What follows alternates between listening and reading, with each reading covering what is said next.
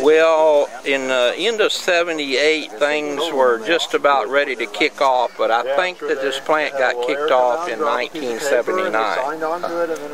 And already in the '80s pecan crop, we saw, you know, a drop in production and some drop in quality of the pecan nut.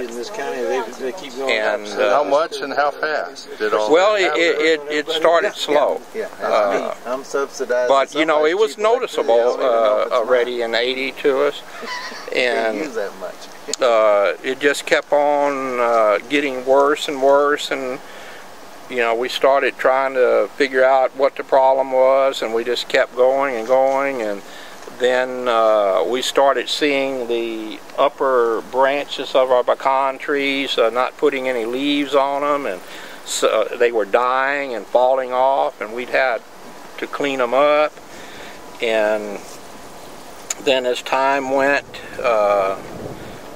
we started seeing you know, no production off of them, and then we started seeing death of the trees. And that started in a slow process too. They didn't all, those thousands that are dead, that didn't happen in 1 year. A little few this year, a little more next year, and the number just kept getting a little bigger each year. Pecan business is over with. We don't have a pecan business anymore.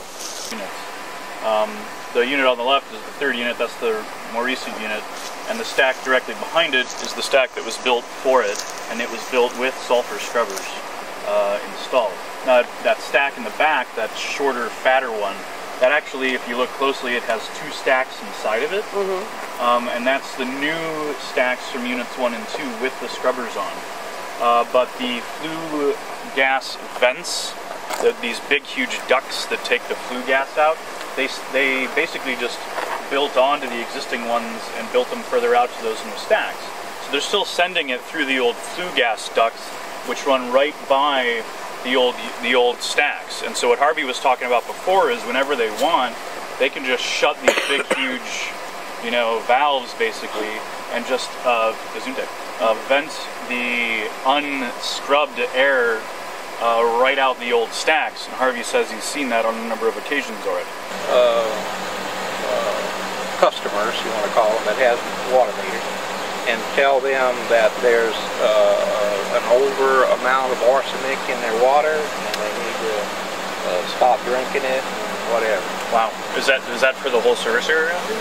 The whole groundwater conservation? That town. Ellinger?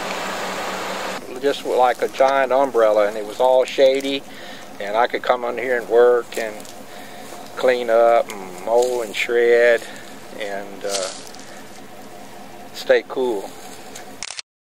Or bushels, and what you were getting in the past couple of years before it completely... Well, way back there, we would always be knocking around 250,000 pounds. Okay. And with the note that a pecan tree doesn't make the same amount of pecans every year. There's high yield years and there's low. And taking all that in, you know, we would call it a bad year. You know, we would be doing 145 to 175 on the worst year. And then like 10 years ago, what were you at?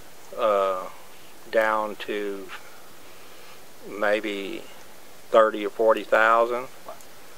And now you don't even bother. And now I don't even bother to come here to pick them because there's nothing here. What it feels like to take a nice young tree and you go pick a nice spot for it and you dig a hole and you plant it, and while you're doing that, you know, you're thinking, well, this tree is going to grow up and it's going to produce pecans. It's going to be a beautiful tree. And in a way, you have to, when you're going to plant a pecan tree, you really need to think about that pecan tree as like a little baby, and you get that same feeling about that tree as you would something that you're attached to, a baby or a dog or whatever. And then you work and propagate it over the years and just make sure that it's got a great life going, and And when I come over here and look at these trees that my wife's grandfather stuck a little tree in the ground about big as my finger, he had all those thoughts back in the late 1800s, I'm sure. And I all the time think, what if my wife's grandfather and my father-in-law and my mother-in-law, all who worked with the trees, if they would come down here and they would see that tree dead in that shape. It would be like coming into a massive graveyard. But like I said, my son's having a baby today. I ought to be at the hospital up there. Yeah. Well, no, his wife's having a baby. But one of them. Yeah. There's what I would look at.